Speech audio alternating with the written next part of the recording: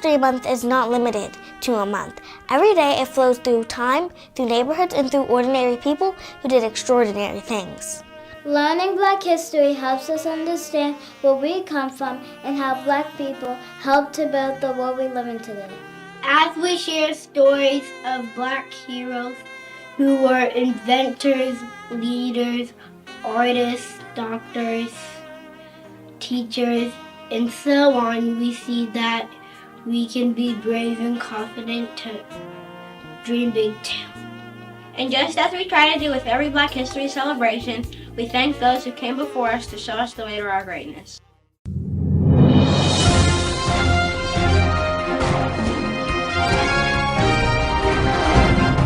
Good evening and happy Black History Month.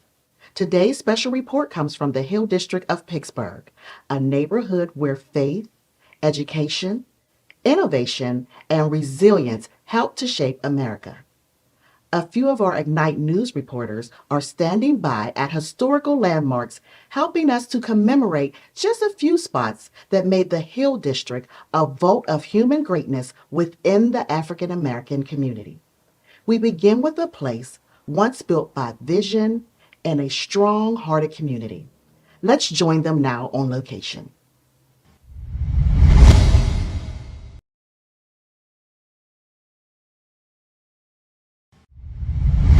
We're standing near Bedford Avenue, where today you see housing, but many yesterdays ago stood a staple of history in the form of Greenlee Field.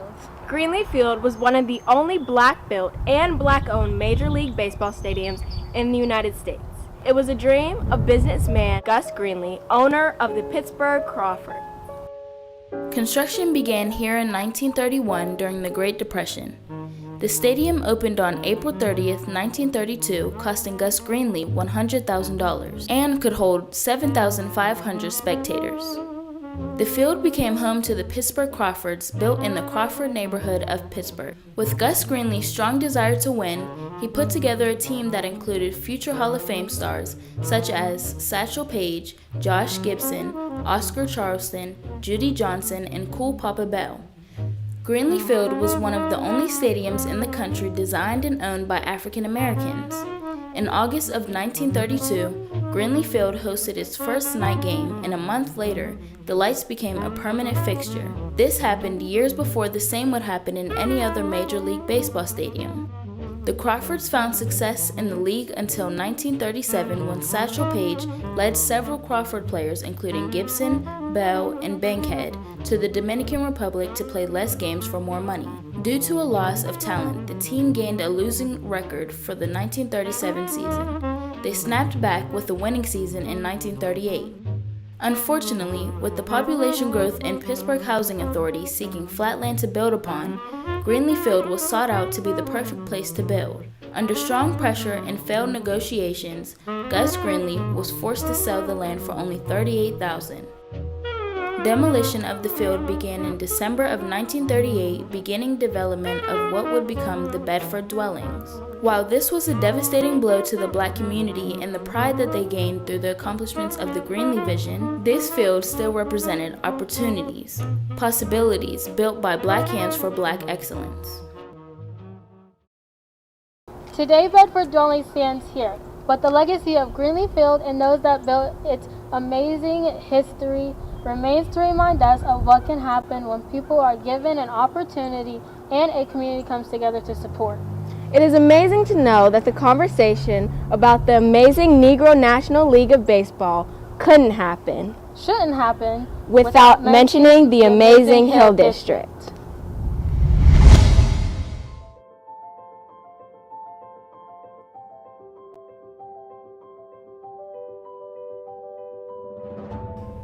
The waiting room.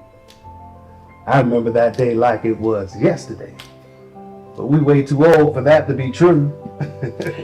Yeah, I remember you were so nervous that day for tryouts. Anxious maybe, but not nervous. Same, but I felt Faith sitting right there beside me. Definitely was a good place for Faith to be sitting at the time. I made sure to make some room for Faith to come on sit right beside me too. Man, we couldn't believe it. We were there. And we knew it was a blessing. Not every man gets that chance. Not folks who look like us. I remember thinking that morning about my church family at Macedonia Baptist Church. They was praying me through that day. Every handshake, every go on, Josh, all them prayers was for me. I reckon I took more than just a bat out there on that field. It was powerful. It was like you ain't walk out there alone. No, sir. Neither did you, brother. We both knew that whatever happened out there, we had something to be grateful for. I knew I'd be out there swinging for something bigger than myself. Yeah, and I knew that I best pitch like I got a whole stadium full of angels watching me too. Lord knows, I didn't want to disappoint my people out there or up there. Amen to that. Mr. Satchel Paige, it was an honor then, and it's still an honor now, sharing this seat in history with you. Likewise, Mr. Josh Gibson. I had a feeling that day that history was sitting right in this room with us. I just hope we gave our people something to talk about and be proud of long after we're gone.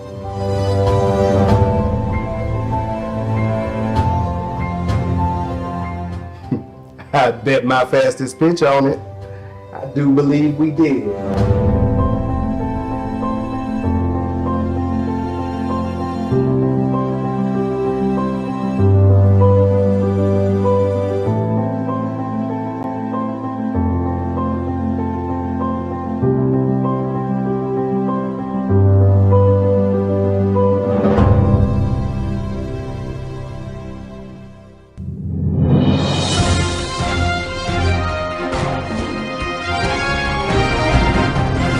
Great report. Greenlee Field reminds us that greatness doesn't wait to be discovered.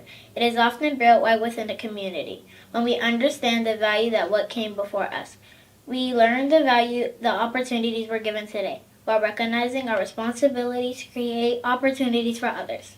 That lesson leads us to our next story. One more opportunity didn't just provide another example of greatness, but it saved lives. We now go live to the Hill District again, to a location that served as a birthplace of modern emergency medical services.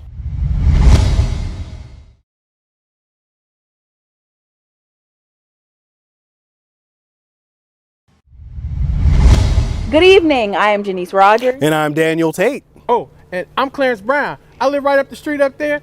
Yo, man, my family been in the neighborhood since the 1800s. Hey, mama, look at me. I'm on TV and I ain't even getting arrested today. Mr. Brown comes from a family of Hill District residents with a long history of happenings. So we're going to let Mr. Brown hang out with us for this report. Thank y'all for asking me to join you all. You asked us. It doesn't matter. I'm here. Let's go. So what you're about to hear may surprise you. The system that responds when someone calls 911 for medical services today was created by what some might call just ordinary people from this neighborhood.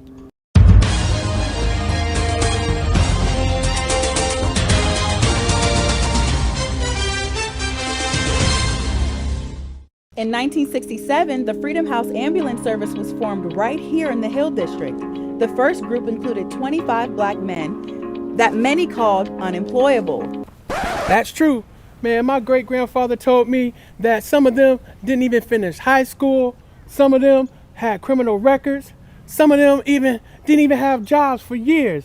And some of them was even Vietnam War veterans. But you know, out of all that, they were still given a chance. Now imagine that in this case today. Man, you know, these days they ain't letting a brother do nothing. Well, man. all right now.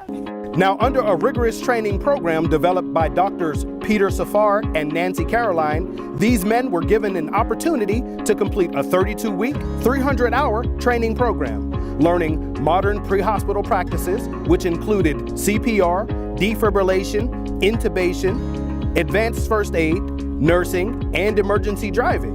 which later became national standards. And they even helped the men that didn't graduate high school get their GEDs. Exactly what I was going to say. With helping people being their first priority, before even having ambulances, the Freedom House paramedics were called to help during the 1968 riot following Dr. King's assassination. And thank God they did, because, man, it was devastating, man. People was running, they was screaming, and they was stealing all over the place. Man, I can't take this, man. Sir, may I ask how old you are? Yeah, I'm 48 years old. You weren't even born in 1968. That's not the point.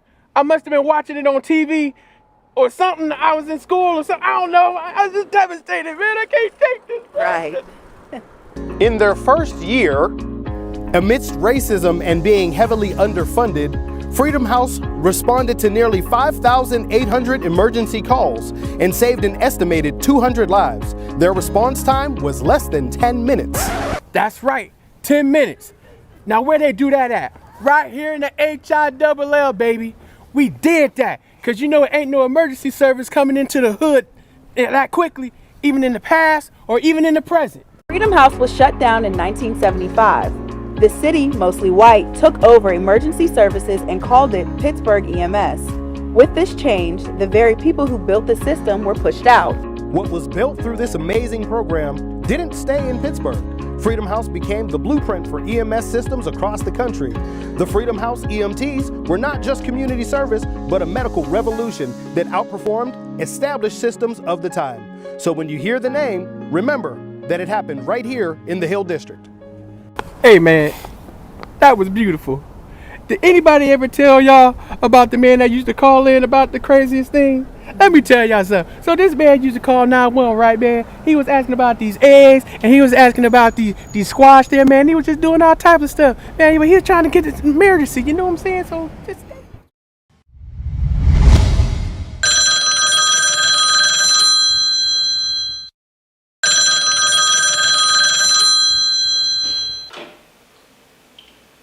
Freedom House EMT Services, this is Ms. Jackson speaking. What is your emergency? What house? Did you say you selling eggs? No, sir, this is Freedom House Emergency Medical Services. Oh, Freedom House. Well, I do like my freedom. Is this where I can order some? Sir, do you have a medical emergency? Well, I guess I do. I think my elbow is slipping. Your elbow? Yes, ma'am. It's slipping right down my arm. If it go any further, it's gonna fall clean off and run away there, man. Sir, are you bleeding? No, ma'am. But I think it feels downright disrespectful. Okay. Is anything else happening? My left knee been acting brand new since yesterday. Sir, please tell me if this is a medical emergency or not. Now, that depends. Y'all busy over there? Yes, very busy, sir. Oh, well, that's what I heard. Y'all doing good work over there. All over the neighborhood, people been talking, and I figured I'd call in and I'd be part of the movement there. Sir, did you call because you're hurt or because you're curious? Well, now, don't rush me, young lady. Let me see. I also can't find my bottom teeth. Your dentures? Yeah, ma'am. Had them this morning. I ate my grits there.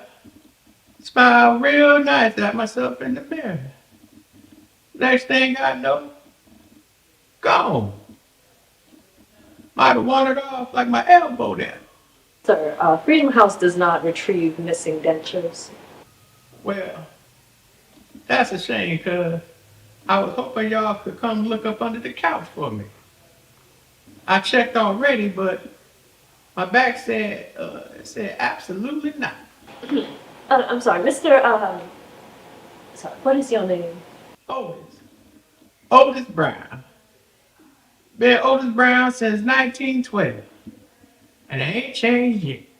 Mr. Brown, are you truly feeling unwell?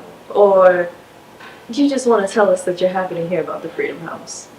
Well, truth be told, that baby, I just wanted to hear a friendly voice and see if, all the good stories I've been hearing is true. Ain't never had folk come down through the neighborhood helping us like this before. Understood. And yes, sir, the good stories are all true. Mr. Brown, and we are happy that you called. Well, all right then, young lady. But if my elbow do leave, I'm gonna call y'all right back then, now. Fair enough.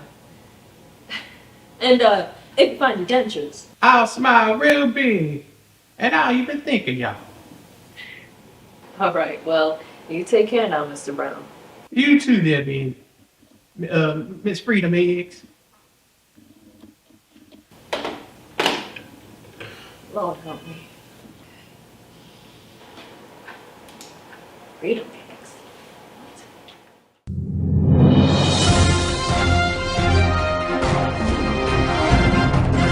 Freedom House teaches us a critical truth. Greatness doesn't always start with privilege. Sometimes it starts with just belief. Black History Month reminds us that progress is not accidental. It is built by people who are willing to see potential where others did not. Next, we celebrate a place in the Hill District where that belief was passed on, generation after generation, through education.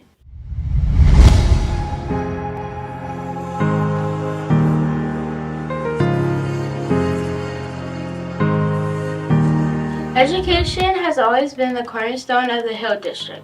It helped shape leaders, thinkers, and change makers. Education in this area wasn't just about books, it was about possibility. This school has served the Hill District since it opened in 1928 and was named Heron Hill Junior High School, serving Pittsburgh students for generations. During the 1960s and 1970s, when schools were working to become fair for all students, the school district spent millions of dollars to fix up the building. Classrooms were created to be more open and flexible, giving students better spaces to learn together. In the late 1970s, the school was renamed Margaret Lyons Middle School for Pittsburgh Public Schools board member and former educator Margaret Lyons. She was a powerful voice in both education and civil rights. She made history as the first African American woman elected to the Pittsburgh School Board, helping make schools fairer and more welcoming for all children. She worked hard to be sure every student had a chance to learn and succeed. She also helped communities come together, supported the civil rights movement, and encouraged people to vote. Even after she stopped teaching, her work continued to make a difference in schools and in the fight for fairness. Today, this school still stands on what Margaret Lyons believed both inside and outside of the classroom. Learning builds futures.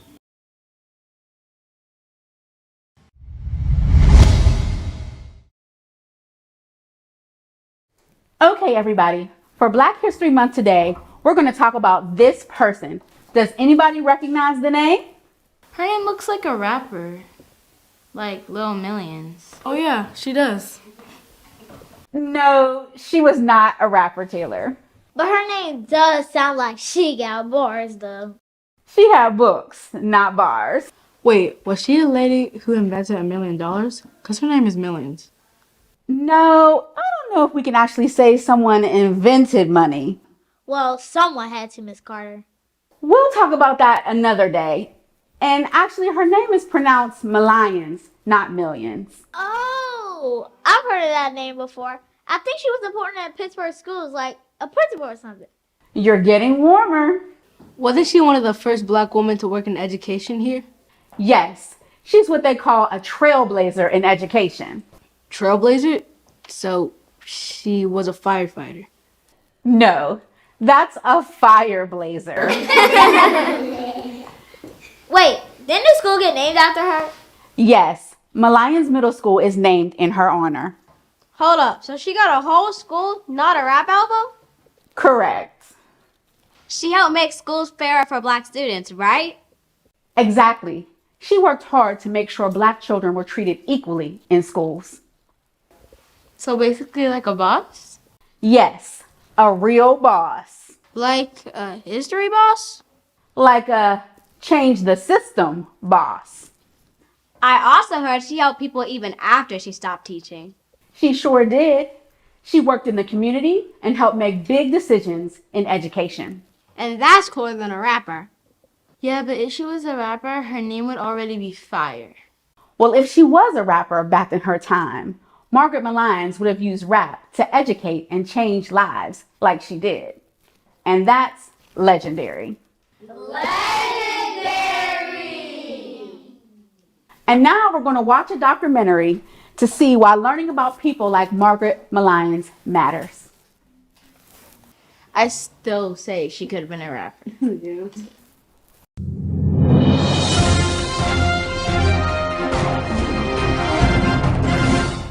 From baseball fields to ambulances to classrooms, Black history in the Hill District has shown us continual upward movement towards Black excellence. This excellence cannot exist without flowing through faith, service, and leadership. Our final highlight today is in a place that helped us to sustain it all.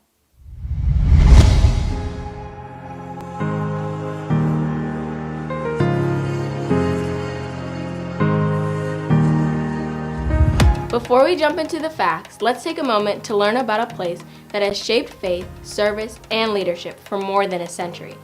Macedonia Church of Pittsburgh didn't start big, but it started with belief. Through determination, teamwork, and trust in God, this church became a place of hope, worship, and support for generations. As we explore these did you know moments about Macedonia Church of Pittsburgh and the pastors that were in leadership at the time, you'll discover how one church's story reminds us that even small beginnings can lead us to powerful legacy.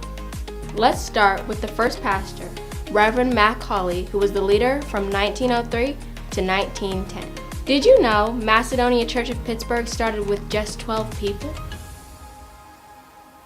That's right. In 1903, a small group of believers worshiped together in a tiny two-room house on Schaefer Street. They didn't have much space, but they had big faith and strong hearts. The next pastor was Reverend James Robinson, who pastored from 1910 to 1952. Did you know the church had to be rebuilt after a big storm? A strong storm in 1911 destroyed the first church building. Instead of giving up, the church rebuilt and kept moving forward. Did you know Macedonia moved to a big new church in 1927?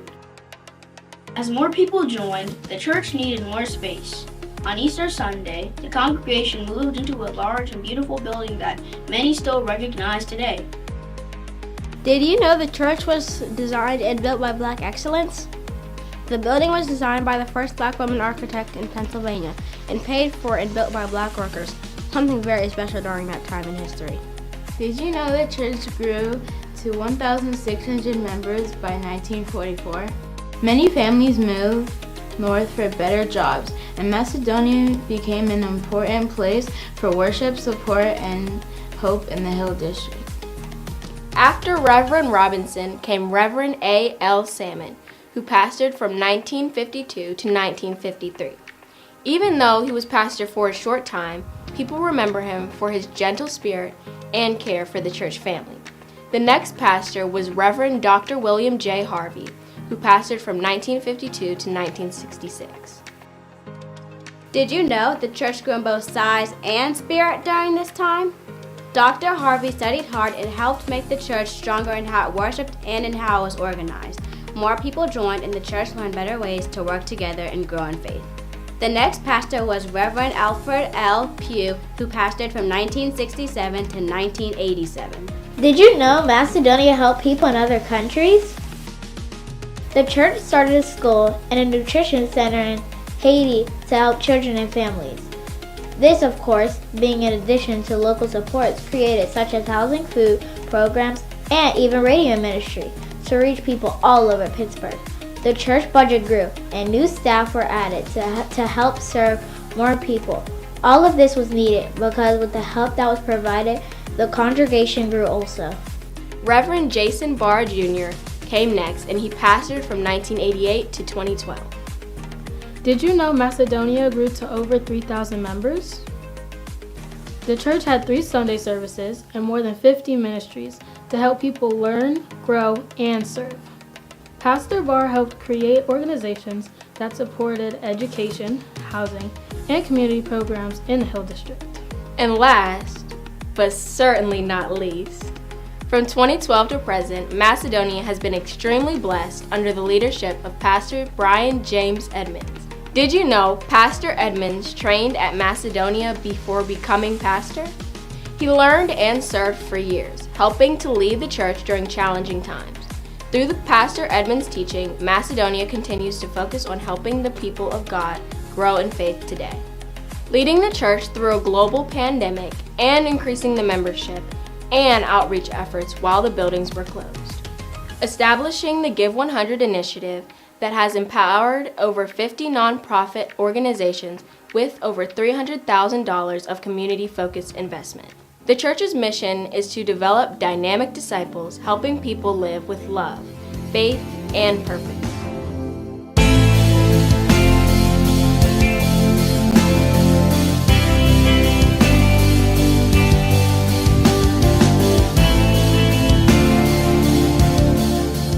The church continues to reach the Hill District and beyond, showing God's love through action.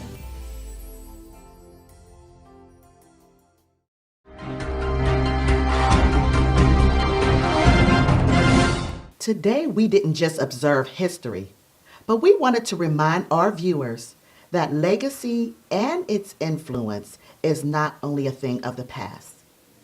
It is very present in our everyday lives, and it is our responsibility to carry it forward. The work, the courage, and the sacrifices of those that came before us created openings where none existed. Their voices still echo in our schools, our neighborhoods, our arts, and our opportunities. Each generation adds a new chapter, shaped by the choices we make and the values we stand on today. We must believe, like those who came before us, that Black history is not just a moment. It is an ongoing movement, still contributing to how we learn, how we lead, how we create, and how we show up for one another. The question now is this: what will you do to honor that legacy, and how will your actions help to continue its forward movement?